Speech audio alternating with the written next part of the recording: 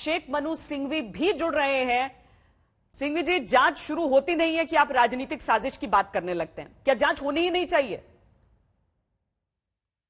ये बात कांग्रेस नहीं कह रही है, ये प्रमाणित बात है। 8 साल में कश्मीर से कन्याकुमारी, गुजरात से बंगाल तक, मेवानी से ममता बनर्जी, अब्दुल्ला से डीएमके के फंक्शनरीज की।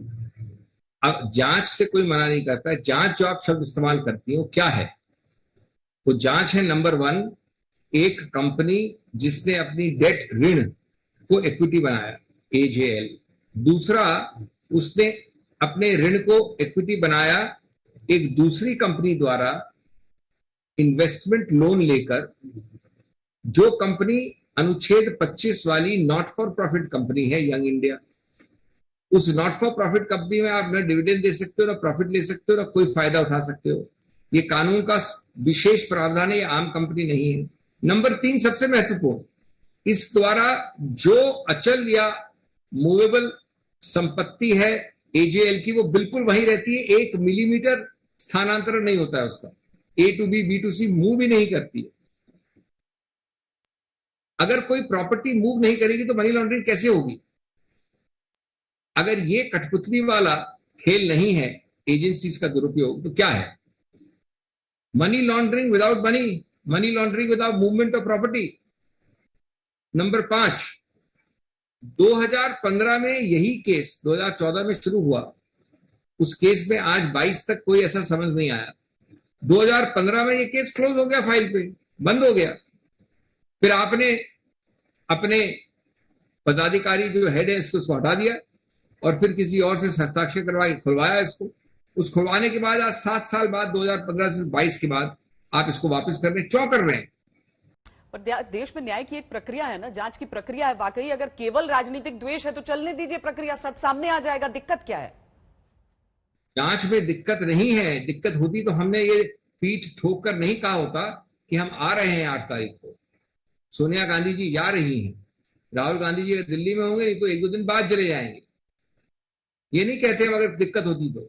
दिक्कत इस बात की है कि क्या आप ये इन प्रकारेण देश की एजेंसीज का दुरुपयोग इस प्रकार से कर सकते हैं? क्योंकि आपके पास कोई जवाबदेही नहीं है आज अविश्वास के माहौल की, आज आपसी सामंजस्य और सामाजिक विघटन की। आज आपके पास कोई जवाब नहीं है जब आपकी पीठ तोड़ रहे हैं आम आदमी की इन्फ्लेशन द्वारा। एक तरफ 7%, एक तरफ 14% होलसेल। आपके पास कोई जवाब, यहां से आप सब ध्यान आकर्षित करके कहीं और ध्यान आकर्षित करना चाहती हैं।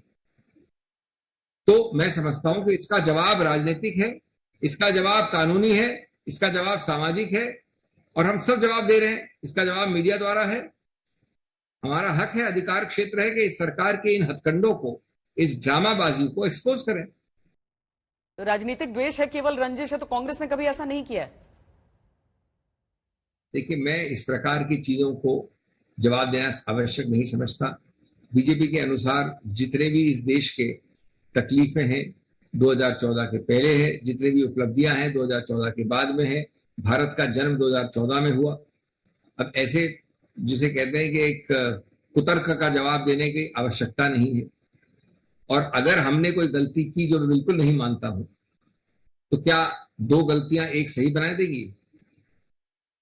आप अपने हाथ को अपने छाती पर रख के पूछिए, पिछले 8 साल में जितना उपयोग, दुरुपयोग और पूरी तरह से मजाक बनाई गई है इन 3-4 एजेंसीज की, किसी सरकार ने, बीजेपी की सरकार भी शामिल कर लीजिए, वाजपेयी सरकार भी शामिल कर लीजिए, जनता दल सरकार भी शामिल कर लीजिए, कांग्रेस सरकार, किसी सरकार ने उसका एक आंशिक रूप से भी वैसा दुरुपयोग किया है?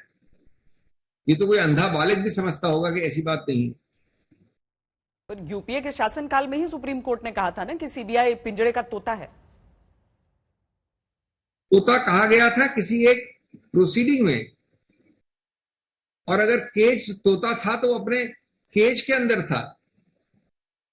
आज आपने इस तोते को सांड बना के हर प्रदेश में छोड़ दिया है क्या? अधिकार क्षेत्र से बाहर घुमा दिया है क्या? आपने कानूनी परिधि को छोड़ दिया है। संविधान के 7वें शेड्यूल में जो 3 सूचियां हैं उनके आगे निकाल दिया ऐसी इस तोते को। कौन सी चीज बेहतर है? एक कानूनी न्यायिक प्रक्रिया में एक विशेष बिंदु के विषय में एक जज ने इस वाक्य का प्रयोग किया था। मैं आपको 8 साल की निरंतर मिसयूज दुरुपयोग के 50 उदाहरण दे रहा हूं, जो आप भी इतना ही अच्छे से जानती हैं। कौन सा ज्यादा खराब है? और अब क्या न्यायिक प्रक्रिया का पालन करेंगे? ये तो 7 साल पुराना केस है जिसपे ईडी को अब लाया गया है। यही तथ्यों पे 7 साल से केस कोर्ट पे चल रहा है। सुब्रमण्यम स्वामी जी का क्रॉस एग्जामिनेशन चल रहा है, इसमें नया कुछ भी नहीं है। और अगर वो न्यायिक प्रक्रिया में आस्था और विश्वास नहीं रखते, लेकिन साथ साथ बीजेपी और सत्तारूढ़ सरकार का नकाब उतारना नहीं चाहते, तो क्या आज वो 8 तारीख को जाते? उन्हें तो शुरू से कहा, बल्कि निश्चित है, मना भी कोई करे सोने जी तो भी जाएंगी वो 8 तारीख। दोनों जाएंगे, दोनों ईडी के समन के अनुसार पहुंचेंगे, राहुल गांधी और सोनिया गांधी। निश्चित 100%। मैं ये नहीं कह सकता अगर कोई राहुल जी 1-2 दिन का आगे पीछे का कोई टाइम मांगे, अगर वो यहां नहीं हो तो। अगर यहां होंगे तो 100% जाएंगे, और अगर नहीं गए उस दिन तो 2 दिन बाद जाएंगे।